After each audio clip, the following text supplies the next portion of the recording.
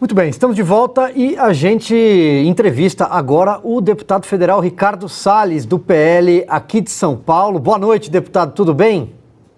Boa noite, Silvio, boa noite a todos.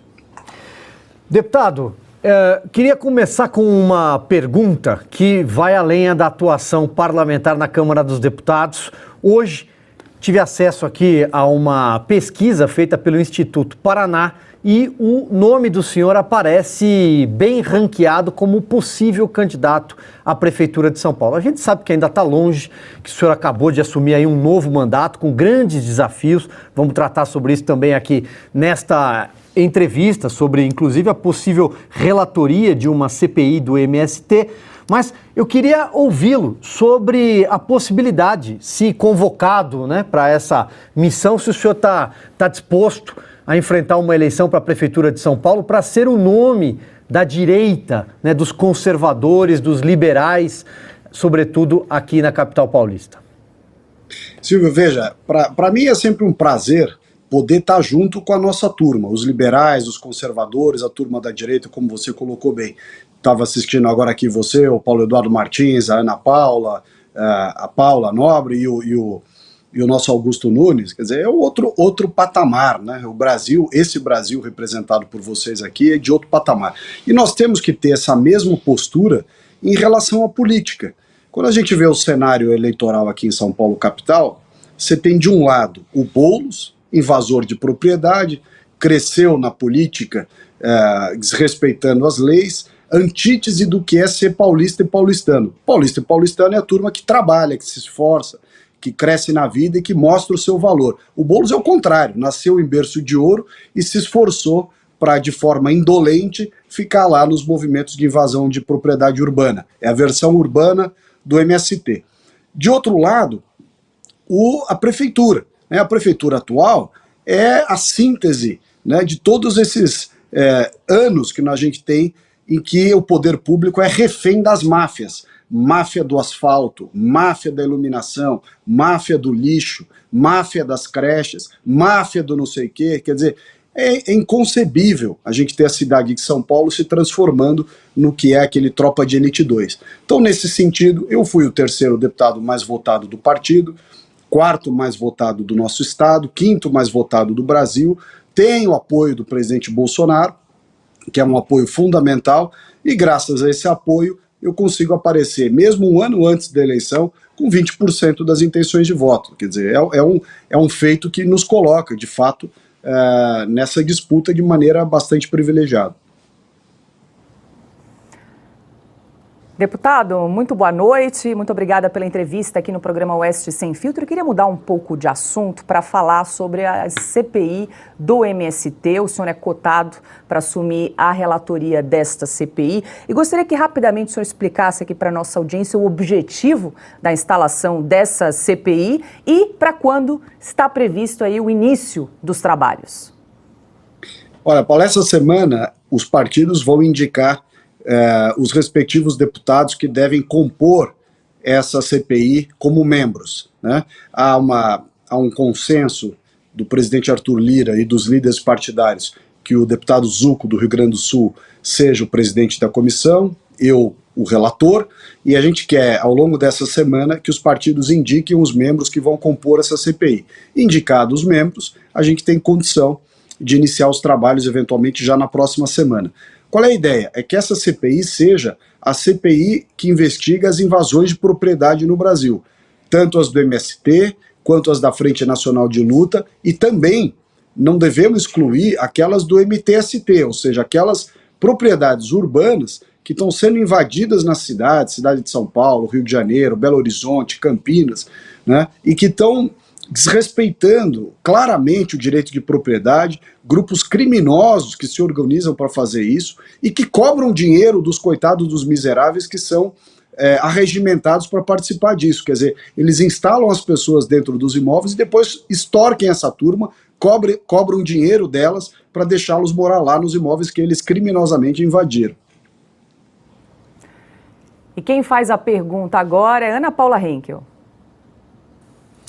Boa noite, Salles. Obrigada pela entrevista. Que bom ter você aqui com a gente. E, Salles, eu quero voltar, gostaria de ouvir, né, de uma maneira até olhando para o futuro, sobre o projeto 2630, porque este projeto, por incrível que pareça, a extensão da mordaça desse projeto já está chegando aqui nos Estados Unidos. Jornalistas importantes já estão falando desse projeto aqui nos Estados Unidos e estão preocupados, já que eles consideram também o Brasil um dos países aí que defendem a liberdade de uma maneira muito importante no Ocidente. Você acha que esse projeto volta para votação? Você acha que o escopo desse projeto, a espinha dorsal desse projeto vai passar e ser implementada pela canetada do Supremo? O que você tem a dizer sobre isso? Bom, o projeto é péssimo, né, Ana? O projeto é muito ruim, porque, obviamente, interfere na liberdade de opinião, na liberdade de expressão das pessoas, dos jornalistas, daqueles que têm programa na internet, como aqui o ESC Sem Filtro, e tantos outros. Quer dizer, você tem uma clara tentativa de imposição de censura, com multas pecuniárias altíssimas, inclusive para as plataformas, né, fazendo com que haja um sério risco a essa garantia constitucional que nós temos à liberdade de expressão de opinião, inclusive, principalmente, não só, evidente, mas principalmente, dos parlamentares. Você tem o direito à opinião dos parlamentares, que é condição para o exercício do mandato parlamentar e, portanto, condição para você poder representar aqueles que em você votaram. Eu, por exemplo, tive 640 mil votos. Essas 640 mil pessoas falam através do meu mandato. E assim, sucessivamente, em relação a todos os deputados de todos os partidos. Então, é inaceitável você ter um projeto de lei com esse grau de interferência. O governo viu que ia perder. Como ele viu que ia perder, o deputado Orlando Silva inventou lá uma desculpa, disse, não, eu estou ouvindo críticas, eu não quero mais tempo para explicar. Nada disso. Ele pediu ao presidente Arthur Lira, naquela sessão de terça-feira no Congresso Nacional, na Câmara dos Deputados, na semana passada, pediu para tirar de pauta porque viu que ia perder. E nós, por outro lado, queríamos que votasse. Nós não queríamos que tirasse de pauta, porque ia votar e nós íamos derrotar e, consequentemente, ia ser arquivado. Mas eles, para não deixar votar, portanto, para não perder e não deixar arquivar, tiraram de pauta. O que eu acho que eles vão tentar fazer? Vão deixar passar um tempo, vão tentar fazer uma mudança ou outra cosmética aí no texto, para não dizer que é o mesmo texto, não é o mesmo texto, e em algum momento vão querer colocar de volta para votar de maneira assim meio escamoteada, meio disfarçada, colocar do dia para a noite para votar. O que a sociedade precisa fazer? Fazer um estardalhaço, a hora que essa turma aí se tentar colocar de novo, fazer um belo do estardalhaço e apontar claramente quem é que está votando contra, quem é que está votando a favor, para separar o joio do trigo aí da representação parlamentar. Nós estamos conversando com o deputado Ricardo Salles. Quem faz a pergunta agora é Paulo Eduardo Martins. Ricardo, tudo bem? Grande prazer falar com você mais uma vez, meu velho amigo, orgulho te ver lá na Câmara. Mas eu quero, ainda sobre esse PL das fake news, PL da censura, eu quero ouvir de você os efeitos dessa derrota que o governo sofreu. Porque havia claramente uma vontade do presidente da casa, do Arthur Lira, de entregar esse resultado, de aprovar esse projeto. Ele vinha sendo pressionado não só pelo governo, mas também por forças terríveis e ocultas, como diriam ex, para aprovar e entregar esse texto. Não foi votado. Fala-se sempre em derrota do governo, mas acaba sendo sim uma derrota do Arthur, que acabou sendo exposto. Isso não pode, como um ato de, talvez de vingança ou de lição à oposição, empurrar um pouco o presidente da casa para uma aproximação com o governo? Como é que você sentiu esse rescaldo desse episódio do PL das fake news? Olha, Paulo, você colocou bem, há uma pressão muito forte, para além da pressão do governo, pressão de autoridades de outros poderes da República, para que esse projeto fosse aprovado naqueles termos. O presidente Arthur Lira se comprometeu a colocar para votar, mas o resultado dessa votação era algo que o governo tinha que organizar. E, nesse sentido, o governo deixou o Lira meio a contrapele, deixou o Lira na mão, porque o governo meio que assegurou a ele que ele podia colocar na pauta que o governo ia tratar de organizar um apoio para que o projeto fosse aprovado e, portanto, a pauta não seria derrotada. E ele viu, o Arthur Lira viu, ali no plenário, da forma como a coisa estava desenhada, que ia perder. E aí o Orlando Silva retirou de pauta. No dia seguinte, a Câmara coloca o decreto, a apreciação dos decretos legislativos para derrubar aquela vergonhosa alteração do marco do saneamento, justamente para dar uma lição no governo e mostrar ao governo de que, já que eles não deram sustentação naquilo que eles tinham prometido, que era o PL da fake news, também o assunto do saneamento ia entrar na pauta, como de fato entrou, e a oposição ganhou. Augusto Nunes. Deputado, muito prazer em revê-lo. Muito obrigado pela entrevista.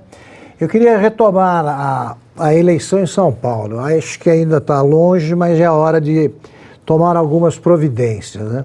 O Tancredo Neves sempre dizia que, eventualmente, que quase sempre é mais importante escolher o adversário do que os aliados. Até porque a escolha do adversário poderia facilitar uma frente ampla em torno da candidatura ali dele, no caso. Foi o que ele fez com o Maluf. Eu acho, particularmente, que você tem um adversário ideal. Parece que tem alguma força, o Boulos, mas eu acho que é o mais vulnerável. Você já tem tomado providências, vai tomar para formar uma frente que inclua, por exemplo, o prefeito de São Paulo. Ricardo Nunes, como candidato, acho muito fraco, né? Um número espantoso de pessoas não sabe sequer quem é o prefeito de São Paulo, né? Quanto, Silvio? 60,9%. Nem sabe quem é. Mas, como cabo eleitoral, como aliado, ele tem importância, até porque está governando. Como é que são suas relações com o prefeito?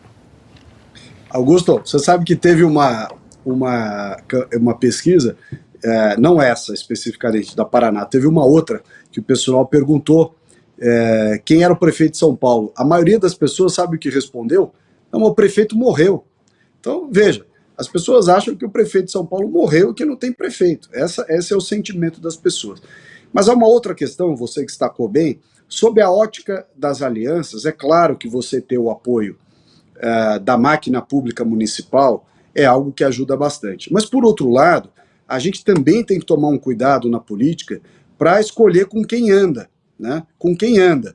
Porque um dos motivos que faz com que a gente vá para a vida pública é justamente fazer uma espécie de saneamento na área pública. Você tirar da vida pública certas práticas, certos grupos de interesse, certos grupos que dominam essas máquinas públicas e fazem delas o seu ganha-pão, fazem delas o seu interesse econômico, né? Fazem ali os seus esquemas. São Paulo não pode ser a cidade dos esquemas.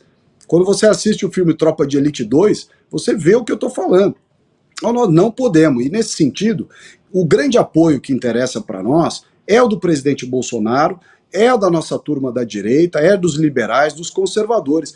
Eu acho que a gente tem que tomar muito cuidado para não se misturar com qualquer um, sempre sob esse argumento de viabilidade eleitoral, porque é assim que a gente vai sendo contaminado por aquilo que não presta, e a gente acaba sempre meio que encostando em gente que a gente não deveria encostar muito, entendeu? Precisa tomar um cuidado com isso daí. São Paulo merece ter uma administração, uma prefeitura, um comando que seja irretocável do ponto de vista da probidade, do ponto de vista do respeito ao patrimônio público, do respeito ao contribuinte, você ter os melhores serviços pelos preços mais competitivos. E com isso, a gente enxotar para longe da política essas máfias todas. Máfia do asfalto, máfia do transporte, máfia da creche, máfia disso, máfia daquilo. Nós não queremos proximidade com isso, eu quero distância desse troço. Porque isso daí contamina. E quando você vai ver, toda a máquina pública acaba carcomida por essas más condutas, que a gente quer absoluta distância, entendeu? Silvio Navarro, dá tempo para uma última pergunta.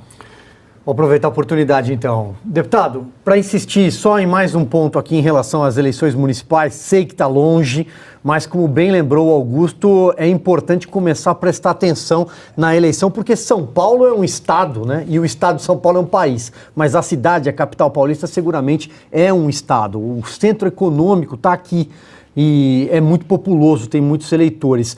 Eu penso, deputado, que, olha, veja, o Bruno Covas faleceu no dia 16 de maio de 2021, portanto, praticamente há 2 anos.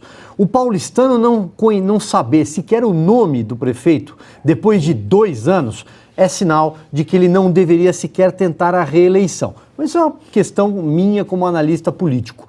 Mas, inevitavelmente, a próxima eleição vai passar por 2 questões. As cracolândias estão se espraiando na cidade inteira.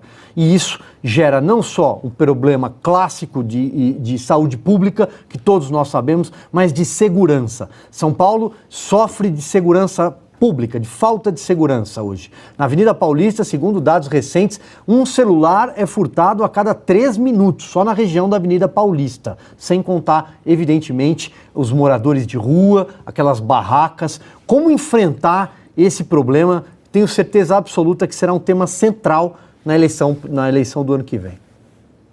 Silvio, São Paulo passa por uma situação análoga, claro que com as suas diferenças, mas com aquilo que Nova York passou nos anos 90. Nova York era uma cidade suja, perigosa, cheia de gangue, assalto, desordenada, e aí veio o Rudolph Giuliani com aquela política do tolerância zero e colocou ordem na cidade de Nova York, né? Polícia firme, punição, tal. Eu acho que São Paulo, claro, nós temos diferenças jurídicas, temos uma série de diferenças, inclusive, de competências, né, de jurisdição da prefeitura, mas São Paulo precisa de uma política de tolerância zero. Nesse caso, por exemplo, da Cracolândia, dos viciados, tem que implementar a internação compulsória, não tem outro jeito. O sujeito está fora de si, drogado, fazendo coisas que ele nem percebe. Então você tem que tirar ele dessa situação, para o bem dele e para o bem da sociedade também. A internação compulsória é obrigatória, nós temos que fazer isso. E, além disso, uma política de tolerância zero, contra a criminalidade, contra os contrabandistas, contra tudo que está acontecendo na nossa cidade. Mas para esse exemplo, repito aqui, o que eu falei ao Augusto agora há pouco, para esse exemplo poder vingar, o exemplo vem de cima. Para esse exemplo poder vingar, esse exemplo do tolerância zero, da rigidez com as regras, com as normas, da internação compulsória e assim vai, a administração pública tem que dar o exemplo. Você tem que moralizar também por dentro da máquina pública. Senão, que moral você tem para impor essa política de tolerância zero à sociedade se você não impõe a si próprio dentro da máquina pública? Pessoal, aproveitando que você está aí assistindo a nossa programação, eu vou falar rapidinho dessa cápsula que vai te ajudar a resolver as famosas dores nas juntas, dor no corpo, artrite, artrose, reumatismo e fibromialgia. Ora para nobis da Vitae Gold, não é isso, Renata? Isso mesmo, Silvio. Dor a gente não pode se acostumar. Sentiu dor, independente de idade, vai fazer um tratamento. O Ora para nobis da Vitae Gold tem um diferencial, ele é super concentrado, vai direto no foco da sua dor e acaba com ela muito mais rapidamente. Ou seja, se você está aí com esses sintomas de dor no corpo, já está com dificuldade para fazer as tarefas básicas do dia a dia, ligue 0800 291 2200. E ele é um suplemento super completo, então além de ele ajudar você com as dores, ele tem mais vitamina C que a laranja, ele tem ferro, mais ferro do que uma beterraba e um espinafre, imagina só, e mais concentração de proteína do que você imagina. Agora, tem que aproveitar uma coisa, viu, Silvio? Só para quem ligar agora tem uma promoção especial. É mesmo? É, ligou no nosso 0800 291 2200, você vai ter 70% de desconto no seu Ora Pro Nobis Vitae Gold concentrado. Comprou Ora Pro Nobis? De presente você leva o colágeno tipo 2, que vai ser uma segunda ação para suas dores, suas articulações. Então aqui é um sucesso garantido contra a dor que você vem sentindo. 0800 291 2200, Ora Pro Nobis da Vitae Gold.